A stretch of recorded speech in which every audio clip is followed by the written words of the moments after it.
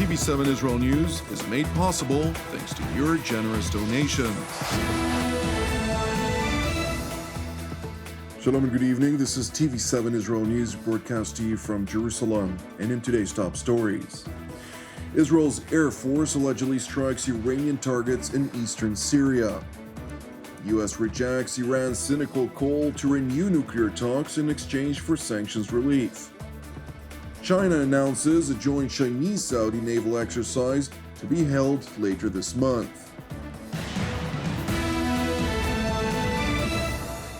Tensions along Israel's northern border with Lebanon continues to draw the attention of Jerusalem officials. The Israeli Foreign Ministry confirmed to TV7 that two meetings had lately taken place in both Jerusalem and Paris, as part of which Israeli diplomats relayed to their French counterparts Israel's profound dismay over a French decision to fully endorse the Lebanese interim government's position vis-à-vis the recently extended mandate of the United Nations interim force in Lebanon. It is important to explain that prior to the extension of UNIFIL's mandate in southern Lebanon, the interim Beirut government, which is heavily influenced by Hezbollah, demanded that any UNIFIL inspections would be pre-coordinated with the Lebanese armed forces. The Lebanese demand, which was regarded as a clear ploy by Hezbollah to evade the little scrutiny UNIFIL manages to assert on its border activities, was to the surprise of both Israel and other stakeholders, adopted by France, which played a key role in ultimately drafting the UN Security Council resolution to extend UNIFIL's mandate in southern Lebanon. Consequently, the United States and the United Arab Emirates in particular led negotiations to revoke the Lebanese demand from getting adopted, as it further illustrated Hezbollah's mockery of international resolutions as it continues to conduct malign actions throughout the Lebanese border region and beyond. Over the past year, on a daily basis, Hezbollah has been making a mockery of Security Council Resolutions 1701 and 1559. It has erected concrete military outposts and observation towers, conducted military drills with live fire, and prevented UNIFIL's freedom of movement while brazenly attacking peacekeeping forces. Thankfully, France ultimately succumbed to the U.S., Emirati, and Israeli position, voting alongside 12 other Security Council member states in favor of a resolution that preserved UNIFIL's freedom of movement. Nevertheless, alarmed by France's initial position, the Israeli Foreign Ministry decided to express its profound disappointment in a reprimand of sorts, since Paris continues to hold a great deal of influence over Lebanon in general, and its initial decision to try and limit UNIFIL's freedom of movement may indicate a lack of understanding regarding Hezbollah's destabilizing role in the heavily battered country. Turning to Syria's eastern Deir ez-Zor border region with Iraq, where unidentified aircraft struck multiple targets, which were known to belong to Iran's Islamic Revolutionary Guards Corps and related proxies, alongside surface-to-air infrastructure belonging to the Syrian Arab Army. According to a Syrian military source who was quoted by the regime-run Sana news agency, the aerial strikes, which Damascus attributed to the Israeli Air Force, struck Syrian military positions in the vicinity of Deir ez-Zor, resulting in 2 wounded troops and some material losses.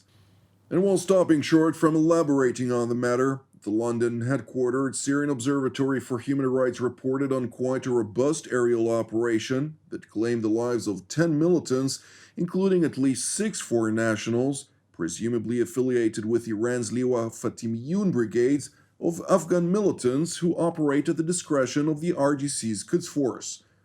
The report further reveals that the alleged Israeli strike targeted 3 Iranian militia sites in the Humayda area of Al-Bukamal city, among other sites. Moreover, a Syrian army radar battalion was also struck at the plateau of Mount Harabesh, where Iranian militias also held related infrastructure.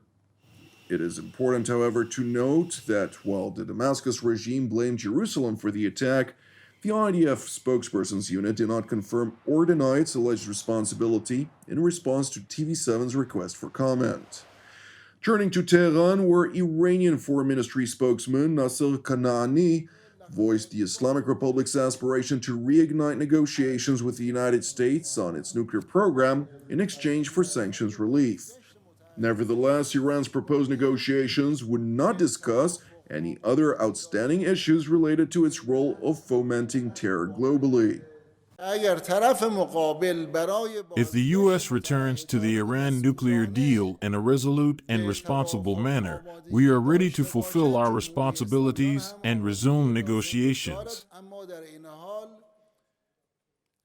However, negotiations are only related to the nuclear deal and won't limit Iran's other diplomatic efforts.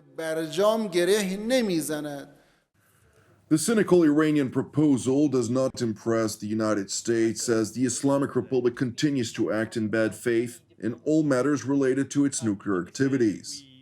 We continue to believe diplomacy is the best option for containing Iran's nuclear program. We will continue to urge Iran to take de-escalatory steps. I think we are a long way off from Iran even considering re-entering the JCPOA, given that they, just in the past few weeks, refused IAEA inspectors. So our policy hasn't really changed. We're committed to ensuring that they do not have a nuclear weapon. We're committed to diplomacy to constrain Iran's nuclear program, but we have not yet seen them take the kind of de-escalatory steps that we think are important for them to take. The State Department spokesman was further asked about an evolving investigation into a secret Iranian influence network, which was said to operate in collaboration with former U.S. Special Envoy for Iran, Rob Malley, and which reportedly managed to initially penetrate the Obama administration as early as 2014 and subsequently operated allegedly within the State Department and Pentagon during negotiations that were held with Iran under the current U.S. administration of President Joe Biden. Nevertheless, despite circulating evidence proving contact between the referred to Iranian influence ring, which included American officials and IRGC officials as well, Miller insisted that he has no reason to believe an alleged Iranian influence operation had indeed infiltrated the United States government. I do not have any reason to believe an Iranian influence operation infiltrated the United States government. However, as it relates to Rob Malley, that remains an ongoing investigation. Well, no, so, of course, I can't. Specifically about him, but about the other people who were. And my comment pertained to that. I do not have any reason to believe that. Asked further about motives related to Iran's growing involvement in support of Russia's invasion of Ukraine, the State Department spokesman said the following. Look, I think we've seen Iran continue to take steps to support illiberal regimes, to support acts of aggression, both in its backyard and around the world. This is consistent with its, unfortunately, very unhelpful activities around the world.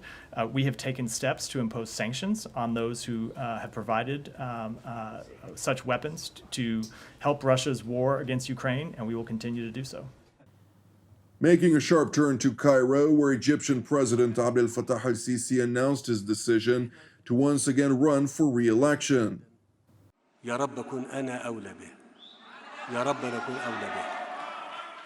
I hope I'll be the person worthy of the position. I have decided to run to resume the dream in a new presidential term, which I promise will be an extension to our joint efforts for Egypt and its people. Please have a seat.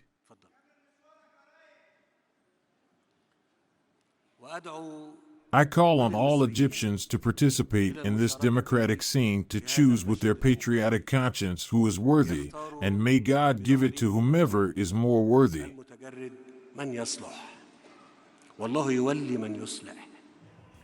President Sisi, a former army chief who has been president since 2014, had been widely expected to run again and secure a third term after constitutional amendments have been legislated 4 years ago to allow him to stay in office until 2030. In recent weeks, however, supporters have mounted a nationwide campaign using billboards and public messaging urging Sisi to run for yet another term in office, as Egypt is in need of a strong leader to combat record inflation, a chronic shortage of foreign currency, and lingering threats of Islamist terrorism. Turning to China, where the Chinese Defense Ministry announced that Beijing will launch a joint naval training exercise with the Kingdom of Saudi Arabia later this month. The training will take place in the southern Chinese city of Zhenjiang of Guangdong Province.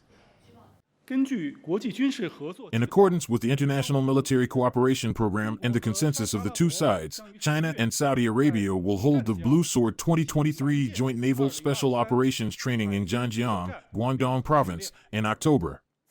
The joint training will focus on overseas maritime counterterrorism operations and include exercises in sniper tactics, boat driving, helicopter landing, and joint rescue. This is the second time that the Chinese and Saudi navies have held this kind of joint training, aiming to deepen the pragmatic and friendly cooperation between the two armies and enhance the level of combat-oriented training of troops.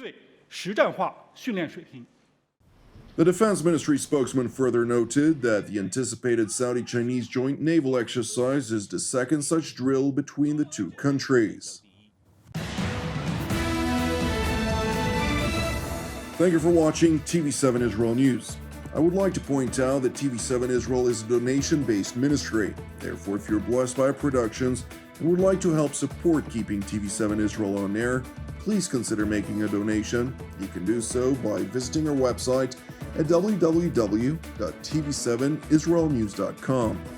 Separately, I would like to encourage you, pray for the peace of Jerusalem, the salvation of Israel, and for our persecuted brothers and sisters worldwide. Jonathan Essen wishing you an Erev Mevorach v'Chag Sameach. God willing, we'll see you again tomorrow at the same time.